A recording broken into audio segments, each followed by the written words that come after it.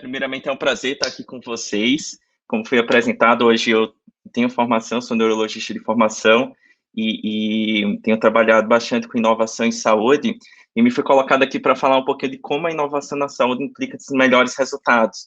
E isso é bem importante, então hoje eu estou na inovação tanto do âmbito hospitalar da DAS, então são 15 hospitais atualmente, como também na parte de cuidados integrados, que é toda essa questão que a gente fala da atenção primária em saúde, de todo esse valor que a gente entrega para o paciente e toda a questão da coordenação do cuidado. Então, hoje, para a gente começar essa conversa aqui, eu trouxe rapidamente para a gente entender o que é resultado e quais são as mudanças nos paradigmas do resultado que a gente vive na saúde, o que é extremamente importante, que eu vou tentar trazer aqui, como é que a gente está medindo o resultado na saúde, quais são os paradigmas que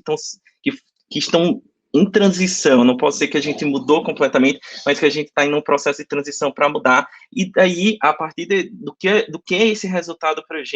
a gente poder falar de como a inovação interfere em toda essa cadeia para realmente entregar esse valor. Então, rapidamente, para começar, então é bem curto aqui, até pela questão do tempo, o conceito de valor, tá? Para a gente chegar aí na medicina baseada em valor, no value-based healthcare, e daí a gente poder conversar um pouquinho sobre inovação. O valor, dentro de um serviço, é a qualidade desse serviço que você entrega e é como a pessoa percebe essa qualidade desse serviço ao menor custo possível.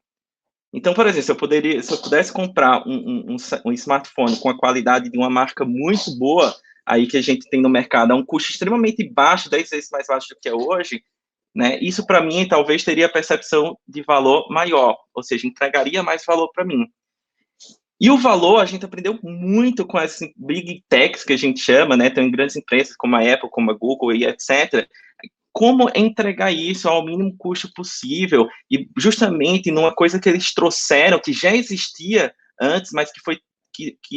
que veio muito forte, que é aquela questão da experiência centrada no paciente, do customer centricity. Então, quando a gente aprende, isso vem de uma maneira muito forte, de desenhar produtos que são detalhadamente feitos para consumidores de perfis diferentes, a um custo que faça sentido, entregando dentro de uma jornada mais fluida, quebrando a desfragmentação em vários pontos da cadeia. A gente, quando veio, por exemplo, o iPhone e esses outros aparelhos, a gente começou a aprender um pouco mais sobre esse cenário. E junto com isso, já ali em 2006, 2007, 2008, o próprio Michael Porter, que é um dos grandes professores aí que falam dessa medicina baseada em valor, a gente tenta trazer isso para um conceito de saúde, tá? Então, é algo que já existia, a gente só viu esse boom aí nos anos 2000 e entrando aí nessa última década, e a gente tem tentado transferir isso de uma forma mais robusta aí para a saúde. E na saúde, eu acho que são alguns pilares, que é um pilar de uma qualidade assistencial muito boa, de resultados e desfechos em saúde excepcionais e de custos aí para a gente poder manter a sustentabilidade do setor, que é algo extremamente complexo, e aí agora não é um consumidor qualquer, mas sim um paciente como consumidor da saúde, então na mesma logística, para a gente traduzir e chegar nessa fórmula aí, que ela aí aqui eu vou tentar falar de uma forma muito macro, para nesses pontos onde a inovação entra dentro dessa cadeia, para justamente entregar o que é esse resultado. Então, na saúde, basicamente, por muito tempo, a gente sempre entendeu o resultado como aquele, talvez, o EBITDA da empresa no final, se realmente como é que está o custo, como é que está meu caixa aqui, se esse negócio está se pagando ou não, e sempre teve um olhar muito financeiro, o que faz sentido, não é que não tem que ter um olhar financeiro, mas a gente tenta agora sair dessa questão de uma saúde centrada no hospital, que muitas vezes nasce de um caráter muito financeiro, para a gente realmente sair para uma medicina, para uma saúde centrada no paciente. E quando a gente joga todo esse centro de atenção para o paciente, a gente precisa entender que ele agora é nossa fonte de valor, porque eu posso entregar esse valor para ele, e se eu garanto que ele teve, que eu entreguei essa proposta de valor para ele, que ele percebeu, e aí não só ele, mas os outros players da cadeia, que é a operadora de saúde, o prestador de serviço também, e os profissionais de saúde, eles receberam esse valor de alguma forma. Então, a gente sai um pouco daquele olhar muito financeiro, né, e a gente traz o financeiro para dentro de uma cadeia que se reflete aí no que a gente chama do valor em saúde. E esse valor em saúde ele é percebido por múltiplas pessoas, por múltiplos segmentos, mas principalmente aí para o paciente. E o que seria esse valor em saúde para a gente começar rapidamente a trocar uma ideia sobre a inovação e como essa inovação causa impacto. Isso é bem importante, porque eu acho que o entendimento disso aqui, por mais macro que seja, ele te dá alguns insights para que a gente comece a falar das coisas que realmente fazem sentido dentro de uma ordem de prioridade da gente estar olhando para a saúde. Então, essa formulazinha aqui, que ela é bem macro, mas realmente ela faz muito sentido, ela comenta aí que ela tem uma variável aqui inicial, que é uma variável que a gente chama de pertinência. Então, considere a pertinência, onde ela pode ir de 0 a 1, tá? E o que é a pertinência?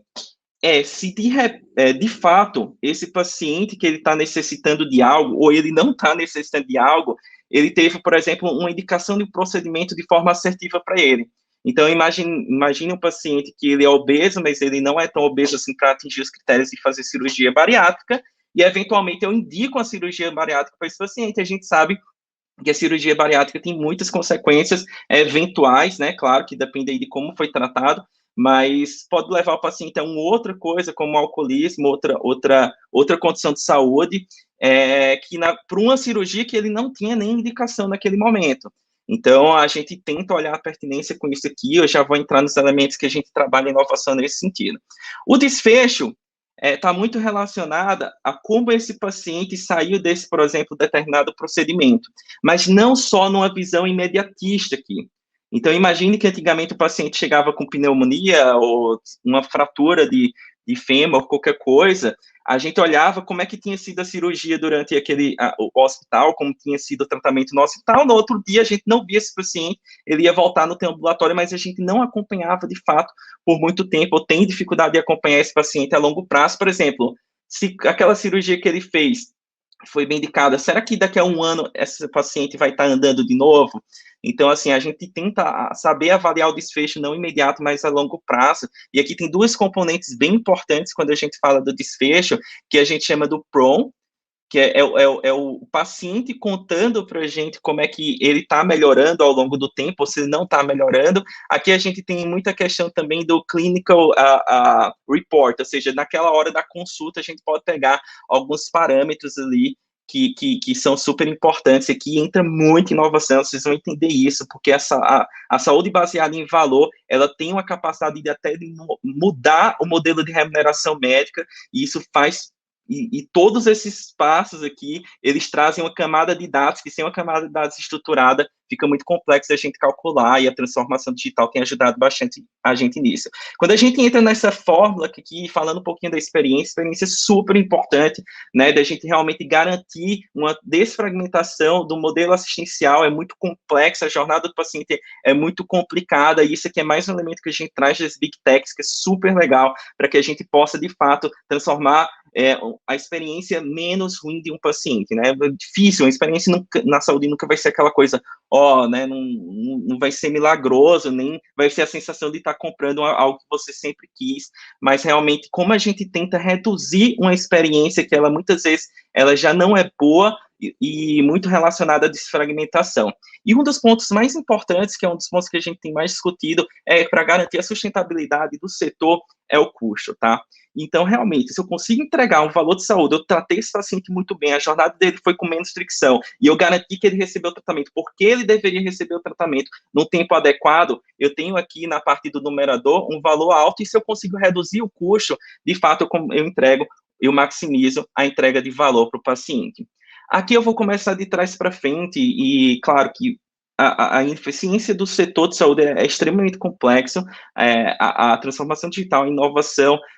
tem um papel relevante, muito importante, mas aqui a gente tem um papel de soft skills que é tão importante quanto, que é geralmente para melhorar a experiência do paciente, tem uma questão do profissional de saúde saber se comportar ou ser mais empático com o paciente. Então, tem várias questões que não é só inovação, como as pessoas acham que é inovação do ponto de vista tecnológico. Então, tem que se desconstruir essa coisa de que a inovação sempre é inovação tecnológica, mas existem âmbitos de inovação em todos os sentidos, como inovação processual, inovação de experiência, na experiência do paciente, inovação tecnológica, etc. Então, eu vou começar de trás para frente, que vou conversar um pouquinho aqui com vocês sobre o custo. Na saúde, quando a gente vai pegar, por exemplo, o EBITDA da empresa, vamos pegar lucro da empresa, né? Ou não só da empresa, mas dentro de um setor de saúde pública, a gente tem que garantir a sustentabilidade, e isso gira, assim, em torno do dinheiro, mas veja que o dinheiro não é o produto final, não é isso que a gente procura aqui, ele é um atributo importante que ele vai mexer na maximização ou reduzir esse valor da saúde, mas na saúde, geralmente, a gente, quando consegue, a gente consegue, nesse lucro da empresa, ao longo do tempo, uma reta, tá? Então, é difícil a gente conseguir escalonar modelos de negócios na saúde, diferente, muitas vezes, do que as Big Techs já de cara conseguem, quando você vai estudar, não só Big Techs, mas até startups, e até muita gente coloca para ser considerado startup, ter esse modelo de negócio extremamente escalável, né? Então, realmente fazer uma curva é algo que, como a gente faz isso na saúde, tá? Então, isso é um grande uma grande pergunta aí que é difícil responder, não tem uma resposta macro, vou tentar só contextualizar para a gente realmente entender os impactos da inovação de uma forma ampla. Então, o pior é que, além de ser uma reta, né, muitas vezes essa reta ainda tem pontos de tablô aí, e às vezes ele pode chegar a cair, e o pior é que às vezes ela consegue aqui, ela tem um ângulo de inclinação muito pequeno, ou seja, é muito difícil criar um modelo de negócios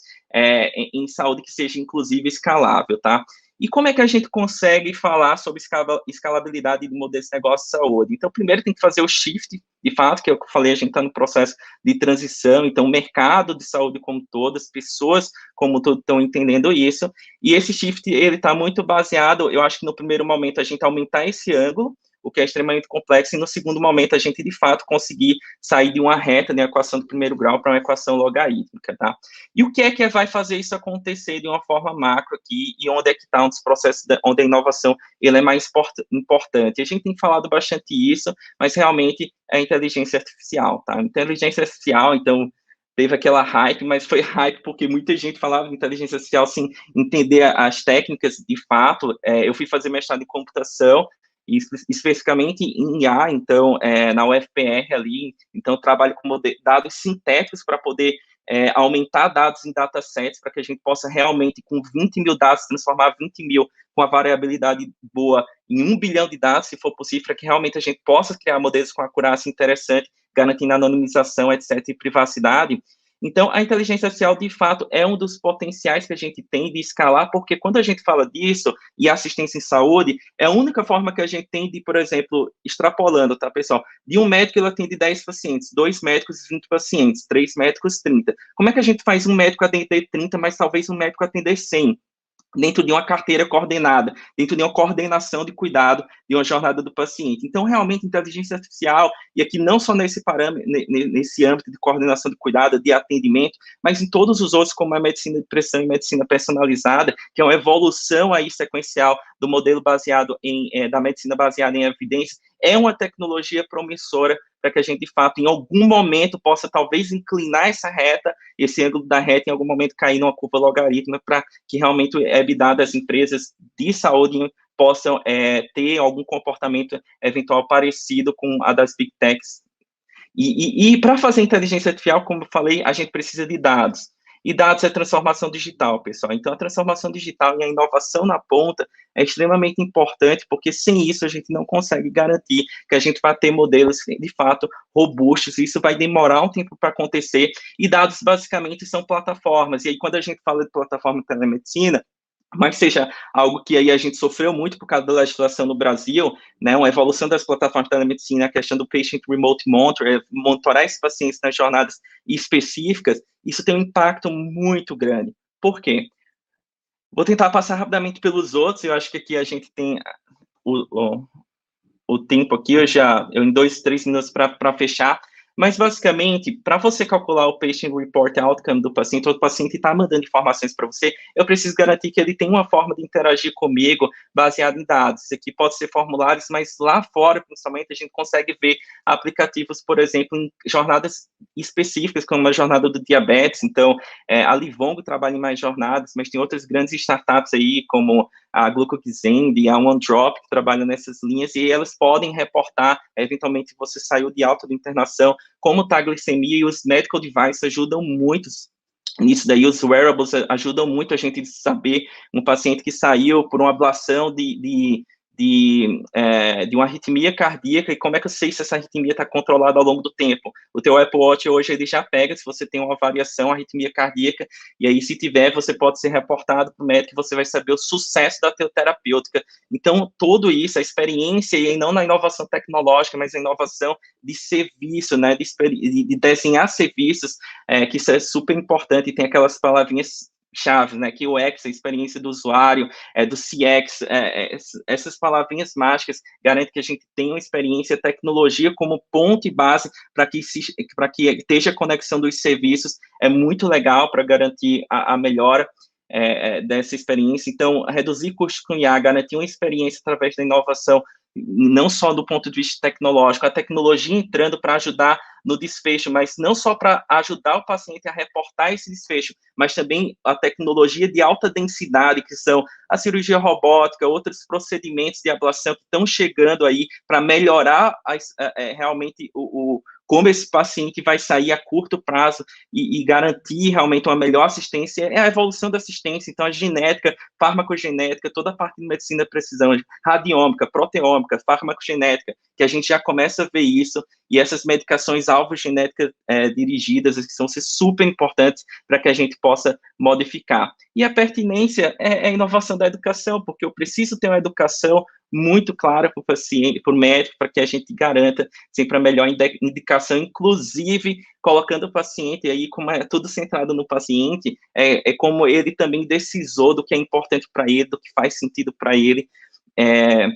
de uma maneira geral, para que ele tenha voto de decisão em qualquer caminho da saúde que ele queira percorrer. Então, aqui, só fechando a medicina de precisão, né, então, realmente, aqui, isso aqui vai mudar muito, então, eu não olho mais, como a gente vê nos grandes estudos de medicina baseada em evidência, uma população dividida em controle e intervenção, mas eu passo a ver indivíduos de forma singular, isso é muito importante, e com isso eu entrego melhores prognósticos, uma resposta no tratamento, uma estratificação de risco mais bem definida aqui da medicina personalizada, e tantas outras coisas, como até diagnóstico mais assertivo, que realmente vai mudar e fazer o change da medicina. Então, saímos aí de um foco no modelo hospitalista, que nasceu muito da questão financeira, até pela forma como o SUS foi constituído. Se você pega aí, né, toda a questão da previdência, como surgiu, e a gente começa vendo para as big techs, centrado no usuário, centrar no paciente, entregar valor para esse paciente, que é aquela formulazinha, e é isso que a gente tem feito na inovação. Então, uma inovação menos de palco, uma inovação bem hardcore mesmo, que é olhar para aquilo, cara, como é que eu entrego o valor para o paciente? E tá ali aquelas variáveis que a gente tem que estar todo dia se perguntando como puxar as de cima para cima e a de baixo para baixo, que é o custo. Muito obrigado, pessoal, fico à disposição aqui, quem quiser trocar uma ideia, a gente está à disposição. Na DAS a gente tem o DAS Startups, que ficamos no cubo lá, então, olhando sempre as startups que podem resolver e ajudar a gente nesse quesito. Obrigadão, é um prazer estar com vocês aqui.